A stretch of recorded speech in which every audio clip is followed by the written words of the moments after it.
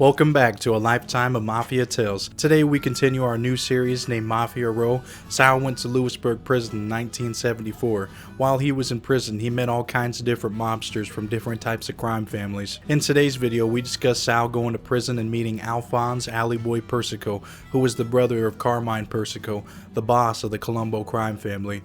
We also talk about him meeting Vinny Aloi, who was another member of the Colombo crime family. Please subscribe to our YouTube channel for more videos like this. Also, please subscribe to our Patreon channel if you want to get more exclusive videos from me and Sal.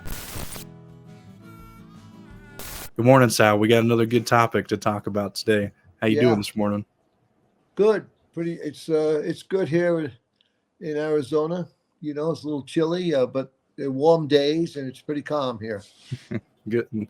Well, let's go back to the year, I believe, 1974, when you were in Lewisburg prison, and we discussed you meeting Johnny Dio now, and then we also met Paulie Vario, and then you met Joe Armone, and then you talked about your story about Lewis, Fat Gigi, and Galeese, and now today we're going to be talking about two other key guys that were with the Colombo family, which this will be interesting because you were an associate of the Colombo family. So the two guys we're going to go into are Carmine Persico's brother, Allie Persico, not to be confused with there was a junior, I believe Carmine Persico named his son the same thing, Alphonse Persico, so he was a little Allie Persico.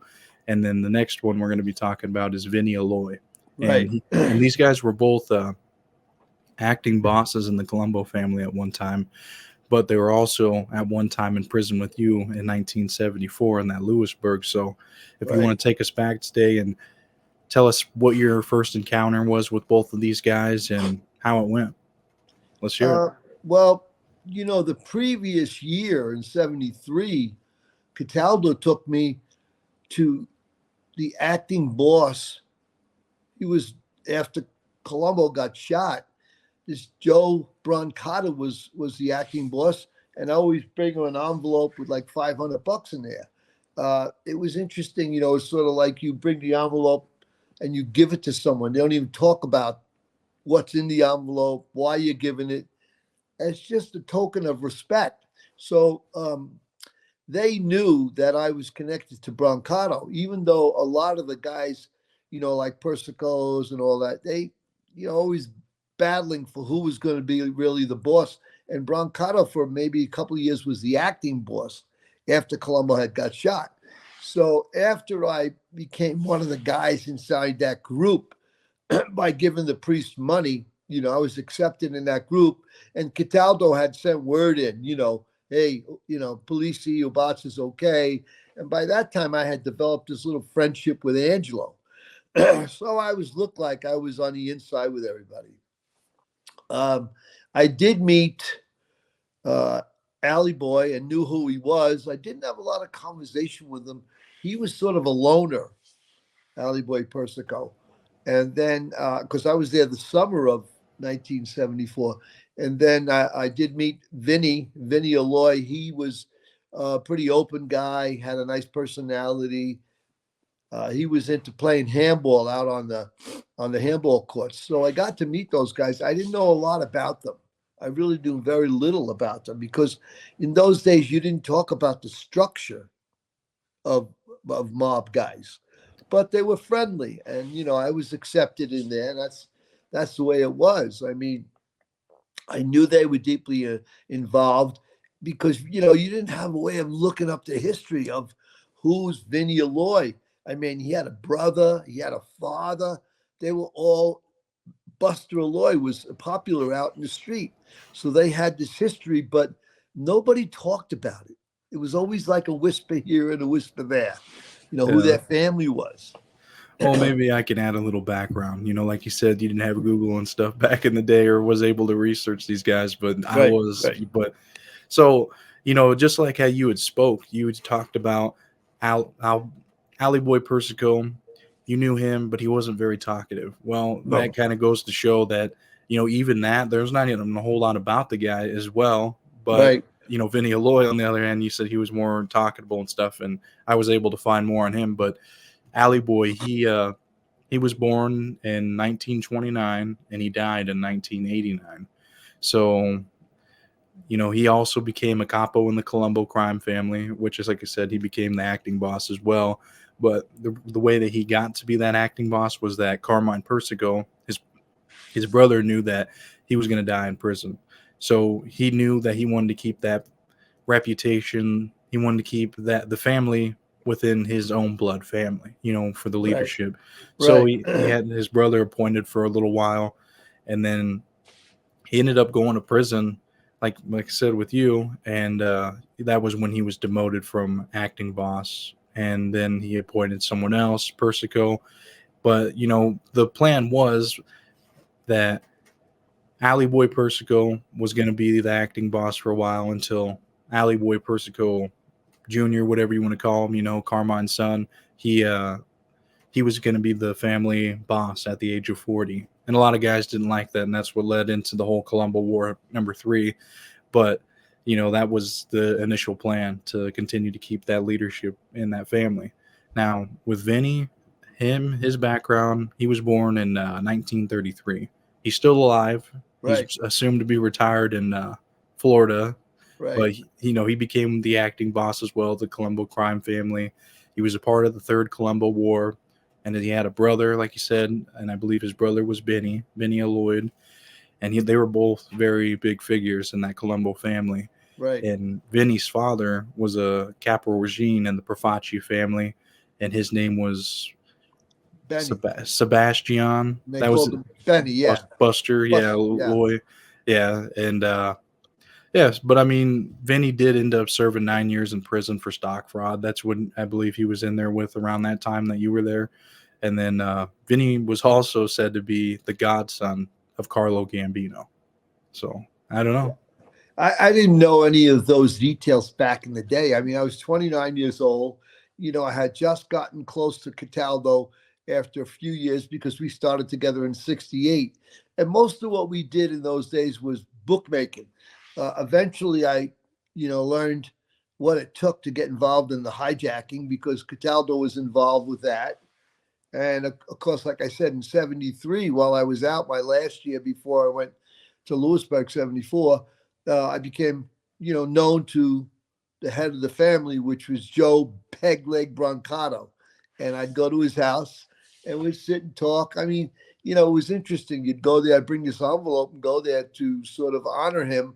The thing was the word, I didn't even know the word when I was young, pay homage. Homage, that was the word. And you bring him some money. And of course, I was dealing drugs with Cataldo, but Cataldo must have told him before, oh, this guy's a good hardcore thief, rob banks, hijack trucks, And if he had to, probably Cataldo said, he'll break legs for us, and that was my reputation. Then, of course, she introduced me as Sally Ubats, Pazzo, which means crazy, and then Brancato knew who I was. At the same time, Brancato knew of my uncle Anthony Polisi, who was also in jail, and he had gone to jail with Sonny Franzese. I believe both of them got framed up on bank robbery charges, and my uncle Tony was still in jail in '68, '69. But maybe he got out around '71 too. I'm not sure. I was so involved in the drug business, I wasn't paying attention, and I sort of became a loner away from family, like real family, like like my cousins and uncles and all that. Yeah. Well, to add into a little bit more with Vinny Aloi, he was on 1973. I think this is probably what led him to get inside Lewisburg. Actually, was that he was convicted of perjury in court, and the prosecutors had charged him, and they said that he was lying to the grand jury when he claimed that he didn't visit a Colombo crime family safe house before the murder of Joey Gallo. He was Right. later sentenced to 7 years in prison for that. However, he was able to appeal it after being in prison for a while. But then again, he was in 1973 the stock fraud as well. They brought that on him, and then he is. I don't know. I mean, he was in there for quite a while. I suppose he would have been in there maybe till 1980 if Wow. he would have served his full term. But again, I mean, when he was in there with you, with being with your own kind, I guess, your own Colombo Yeah. guys. I mean, what was your guys' relationship with Well, it the wasn't three? really a deep relationship. I mean, nobody talked about who they were, and when I got involved, really got involved with the Paulie Vario, Johnny Dio, and Angelo and Joe Armone. But everybody recognized and they gave those guys respect back then. Of course, I had no clue, knowing that one day I was going to run into him years later, to Allie Boy. And I Yeah. don't know, what year did he die? What was it? Let me go and see. I believe it was 1989 is when he Oh, died. 89. Yeah. See, I was in the witness protection program in 85. And I ran into him in 86 in a bar. And I had to report that to the FBI. Um, I don't know, they never tell you what they know, but I think at that point, he might have been on the lam for another case or something in 1986. I don't know. Yeah, and I remember reading from your book as well that they told you that after you had reported Alley Boy Persico that you seen him, they're like, well, so was so many other people. They've reported him on all 50 country or states, and Yeah. they, Yeah. they weren't going to do anything about it, and you were kind of just screwed on your own. Yeah. And It didn't matter. I mean, I never saw him again. And I don't know when they finally captured him, but I wasn't paying attention. Once I left New York, I wasn't interested in any wise guys. Never saw them again. And, just was only interested in protecting my family, while we were in Texas. you want to go into detail about how this encounter was, like exactly when you went in and you seen him? Um, we had opened a restaurant in San Antonio. Not a lot of people knew about that. We were sort of quiet, silent partners. And 86 wasn't a good year in Texas for business because, they had an oil crash. Oil crashed and went down to maybe, I don't know, maybe a couple of dollars a barrel. I remember the gasoline going down to like 69 cents a gallon in 86. I remember that wealthy people in Texas were jumping out of windows in Houston, killing themselves. I mean, it was a terrible, terrible time. It was almost like the 1929 Depression. So we had opened a restaurant and we had it for like, I don't know, 6 months or a year, and it didn't work. So I blew some of that illegal money in the restaurant business, and I had gone into this bar uh, to have a beer. I'm trying to think the name of it. It was a chain. It was a chain restaurant, and there he was sitting at the bar with somebody, and I kind of looked over, and I just turned around and walked out, and then I went back and called the FBI and told them that he was there in San Antonio. Had no clue what was going on there, but it was a spot that the U.S. Marshals dropped people off to be in the witness protection program. I think there was a guy that was put down there, Freddie Denome or something. I think they found him that he hung himself down there, or maybe somebody hung him. Nobody Yeah. really knows. That kind of information didn't get out. So, I did tell, then my wife and the kids, but, the witness protection agents, U.S. Marshals came over. They wanted to move us out to another place, and we'd have to go through the whole process and get new names. And by that time, my son had become a football star in San Antonio.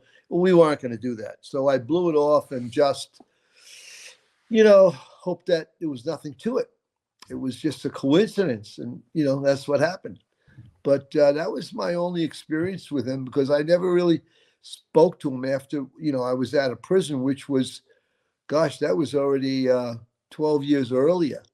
Mhm. 12 years had passed since I saw him, but I would recognize his face in a moment. Yeah, all them guys, man. I mean, they're going to stand out, especially in Texas. You don't just, you're not going to see that, especially back then, the kind Right. of, wise guy types and stuff. So Yeah.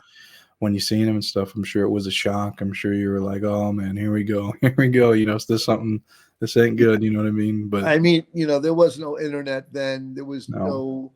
very little contact with New York. If you want to know something about New York, you had to read the newspapers. In those days, I'd pick up the New York Times, the Daily News, and the New York Post. I'd read all three papers every day, because I was always a junkie for excitement. I was always a historical junkie. I mean, till today, I'm reading about stuff all the time. Mostly historical historical crime. That's what I was interested in. Yeah. And well, when you're in there with them in prison, I mean, so you described their personality a little bit. You talked about Allie Boy being, just really quiet, not talking much, and then Right. Vinny was an outgoing kind of guy. So I mean, what were they known for in prison? I mean, what did they do, or what was their They didn't do activity? much. They didn't do much. Some of those guys, were pretty committed to exercise. A lot of guys took it like it was a country club. And Lewisburg was a great place in the summer, sort of like in the middle of Pennsylvania. The weather was nice to be outside, getting a tan and all that kind of stuff. Uh, they weren't the type of guys to tell mob stories or crime stories. It was the younger guys coming up that were always talking about what they did, because you'd meet all kinds of guys in there, bank robbers, scammers, counterfeiters. We had a name for guys who worked with like paper crime. They were paper hangers, they called them. If they got involved with bogus checks. A lot of guys had interesting backgrounds. I mean, there was the guy there that was very clever. He actually wrote his own U.S. Court of Appeals paperwork, and they were ready to release him. It was all counterfeit. It was mailed in. So I mean, guys knew what the envelopes looked like from from the courts. This guy was clever. He almost got released. So you did have clever guys in jail there. And I was talking to Lisa, our friend Lisa, who was Henry Hill's girlfriend, and I said, you don't call prison the Department of Corrections. It was more like the Department of Connections, because you always made connections in there for anything and everything. Yeah, well, I mean, he was in there as well, and he was in there as well, I believe, Henry, and we're gonna get to him when we start getting into more of the other guys, the younger guys that were in there, Right, and so I think that that'll be a good way to eventually segue into Henry's right, encounter and right. giving the meat to Polly and all that. Yeah, but Yeah, with them, Allie Boy and Vinny Aloi, they were both really a part of this, the Colombo Wars, and right. that's something that we can segue into. Yeah. I've done some research about the Colombo Wars and stuff, so I mean, as well, like let's go and see. Okay, for the first Colombo War, I mean, what do you know about it? Do you know too much about it at all? I knew very little about it. Cataldo kept me away from that stuff. And I know that he basically supported Carmine Persico.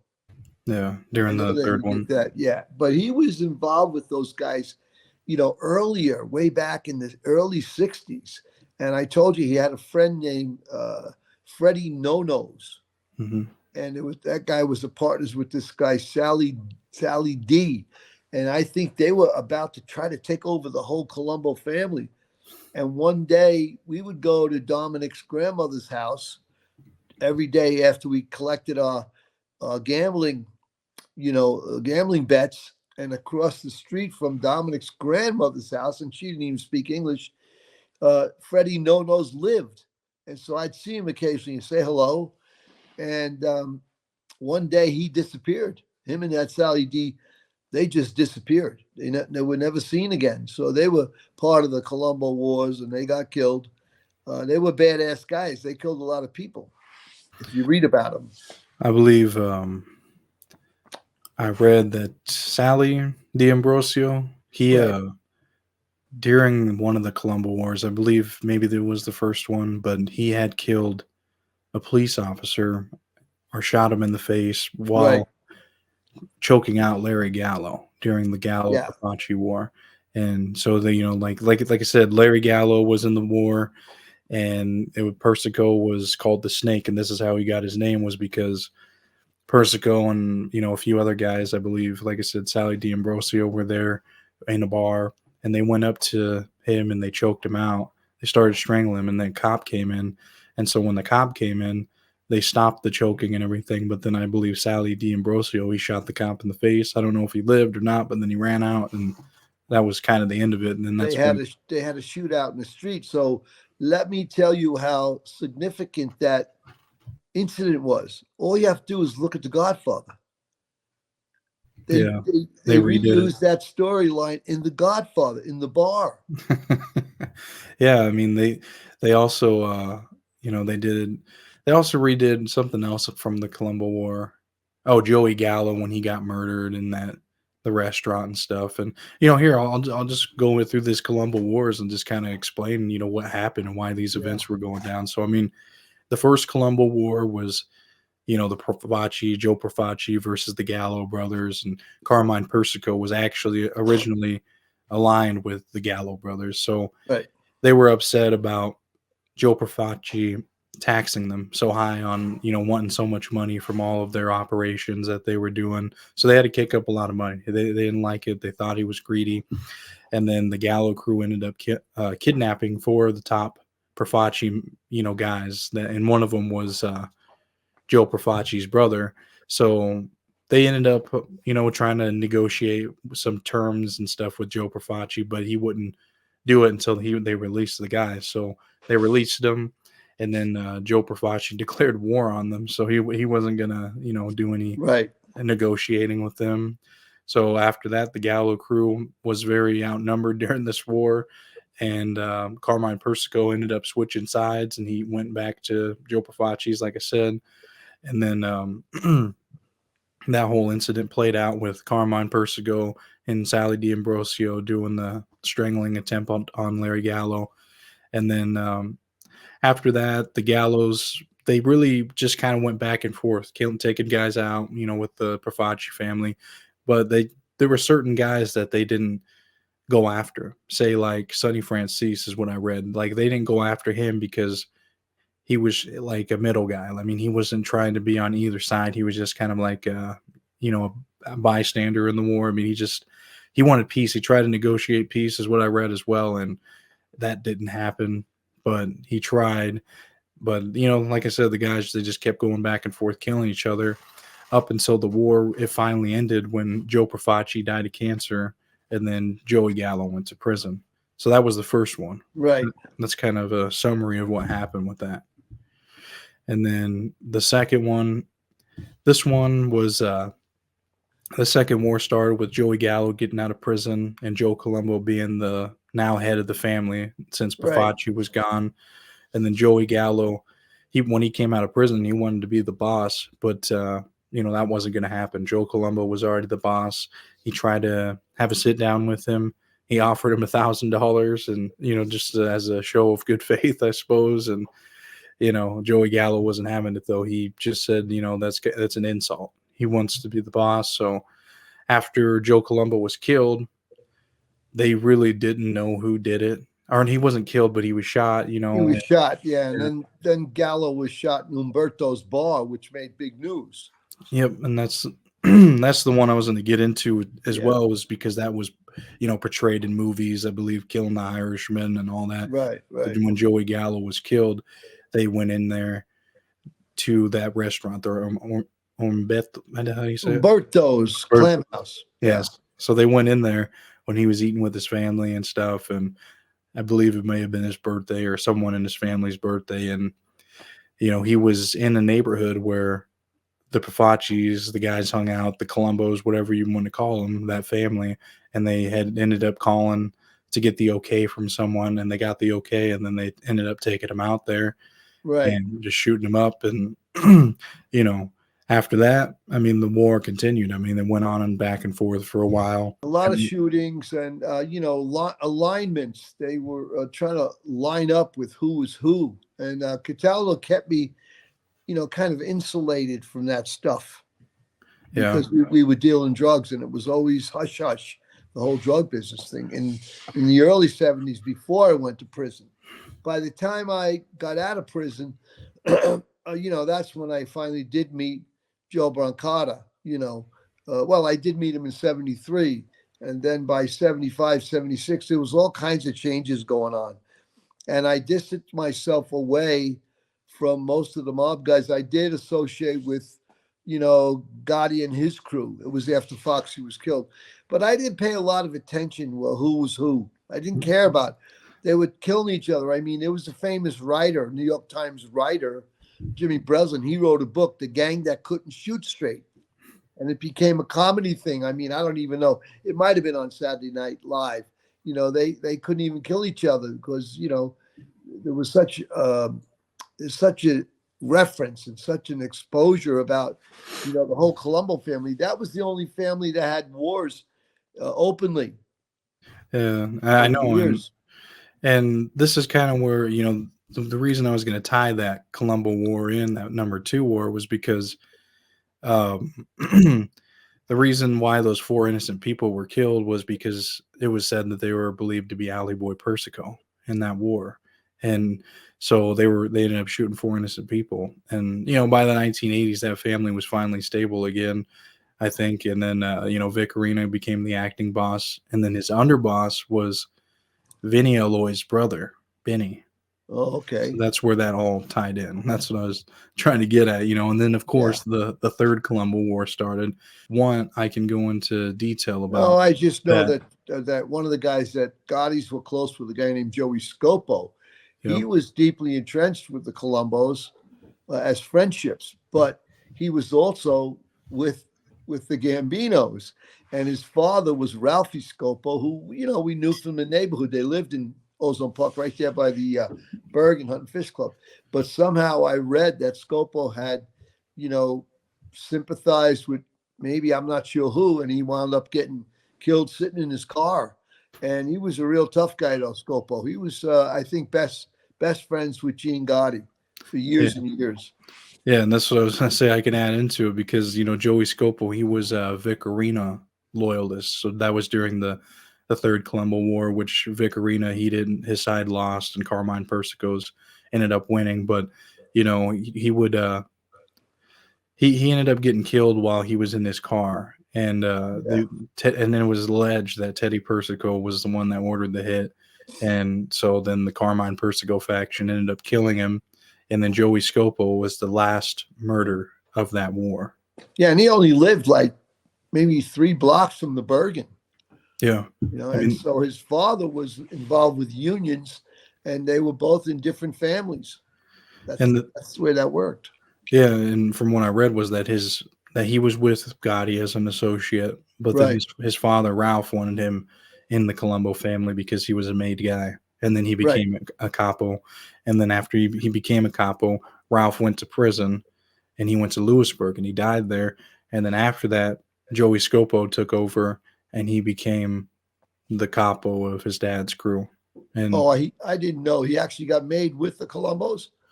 I suppose, I mean, if he became that capo, I mean, Yeah, that's what I researched, but I didn't yeah. know that, but I did know that somebody killed him in the front of his house. I don't even know what year it was. I was probably long gone out in Yeah. Rio Rancho somewhere in Texas or something. Yeah, after, I mean, this was, like I said, the end of the third Colombo War. Yeah, So, I mean, you would probably, I think you might have been gone after that point, but yeah.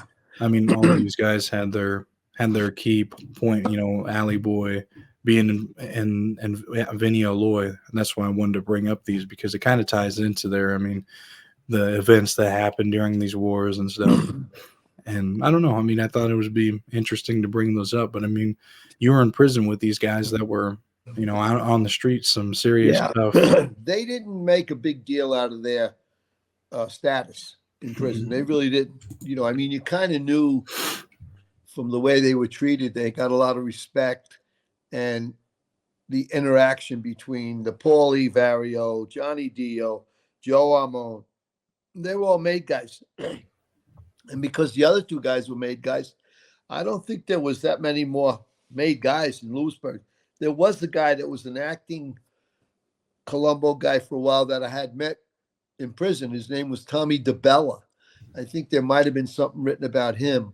Mhm. But they were all older guys. They were older, and most of these guys didn't have a lot of money because they were deeply entrenched in gambling and shylocking, and that was it. And that kind of money in the 50s might have been okay, the 60s, but by the time the 70s came, that was peanuts. And all the money that was being made was by drug dealers. Yeah. Well, I mean, so the next guys we'll eventually start covering some other guys next week, but I mean, it's interesting that you were in there with a couple Colombo guys, and Yeah. since you were, and that's where you are, an associate of the Colombo family. So, I mean, to tie in some kind of message for this episode. What do you think about Well, Allie Boy and Vinny?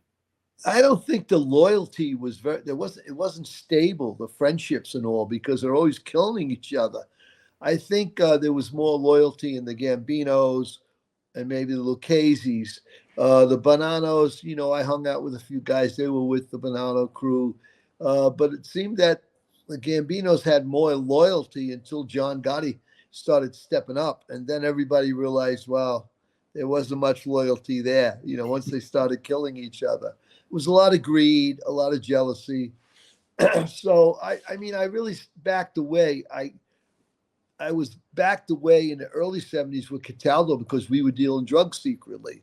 And then when I got out, I dealt more drugs and made more money. So I was really sort of very cautious about who I associated with. I didn't get any drugs from any of those guys, only Cataldo. I didn't need drugs from other people. That was the way to get busted. If you started going out to try to get different drug connections, sooner or later you'd be surveilled. They'd see you with drug dealers. They'd know that because the old birds of a feather thing.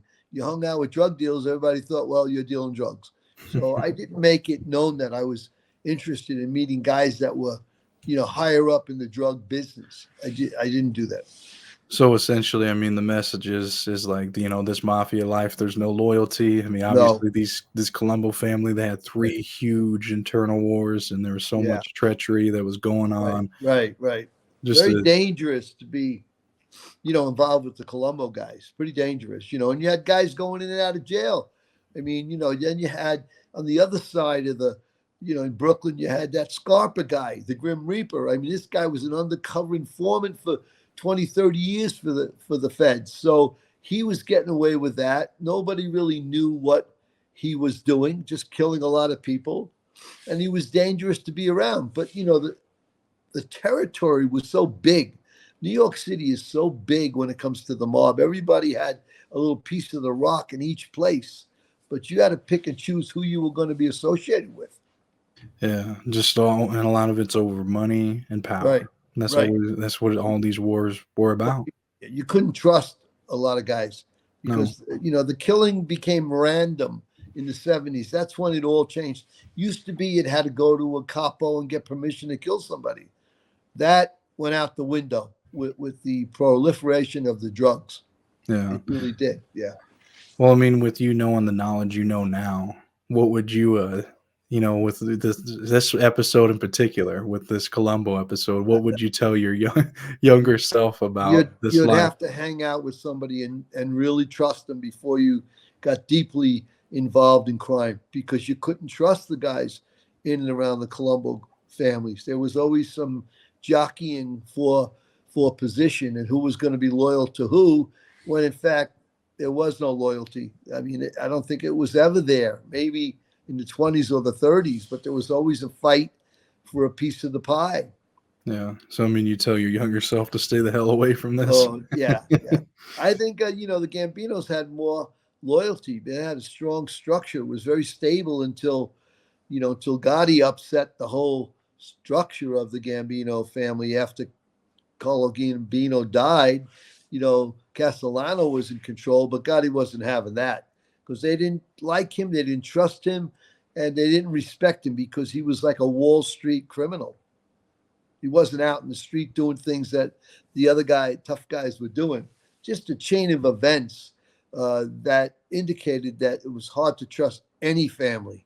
Oh yeah, it got to that point to where none of them were trustworthy. Right. None of them, and yeah. So I mean, I think this is a good wrapping point. So we'll wrap up and we'll go over to Patreon now. So thank you everyone for tuning in. We appreciate you always watching and subscribing. We're getting a lot of good stuff, a lot of feedback, comments, subscribers, and everything. So we appreciate it. Please keep sending the good comments. And without that, I mean, we want to continue to hear from you guys, hear what you guys like, hear what stories you want to hear more about, and what your thoughts are on this Lewisburg prison stories about, Sal being there with all these guys. You got anything else, Sal, you want to say before we wrap up? No, just that, the only issue with doing history is it's hard to know what the truth was and what the truth wasn't.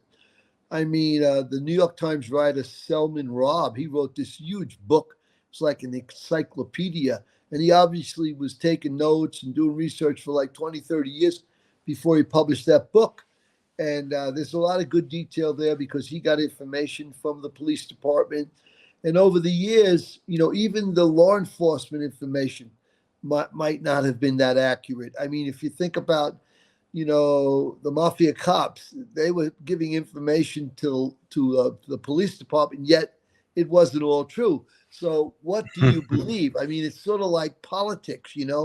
You have, CNN and you got Fox. And if you put a story on today in the morning, there's two different versions of every story. So in the mob, it was similar in comparison. There was the street stories that people knew better in the street than law enforcement, but eventually all that information, worked up to the investigative agencies like the FBI and New York City, organized crimes task force, so which we saw in Get Gotti. They were always fighting. It was interesting when I saw the Get Gotti thing. They, the New York City or New York State organized crime force and the FBI, they were fighting like two mob families, like who was going to get the story. Yeah. Oh, So man. I thought it was interesting. Yeah. Well, I will leave the viewers with this, don't let anybody dictate your opinion, form it yourself, do the research if you really want to do it, Right. whatever you want to look into, because, Yeah. there's going to be a lot of information out there, Yes. and just form your own opinion. That's it with Yeah. anything. But yeah, thank you all again for watching, and of course, we'll see you on the next one. That wraps up today's story about Sal going to Lewisburg prison in 1974 and meeting Alphonse Allie Boy Persico and Vinny Aloi. The Mafia Row prison scene had so many different kind of mobsters. We will continue to cover the rest of the mobsters week after week. We are working to get this story made into a movie. Please comment any key takeaways that you got from this video. Please share it around. We want to get as much exposure as possible for this. Maybe a producer or someone will help pick this up. Please subscribe to our YouTube channel for more videos like this.